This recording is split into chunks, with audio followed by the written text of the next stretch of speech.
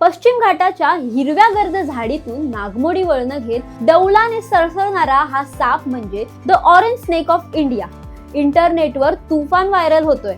पण हा साप नाही आहे, ही आहे वंदे भारत एक्सप्रेस.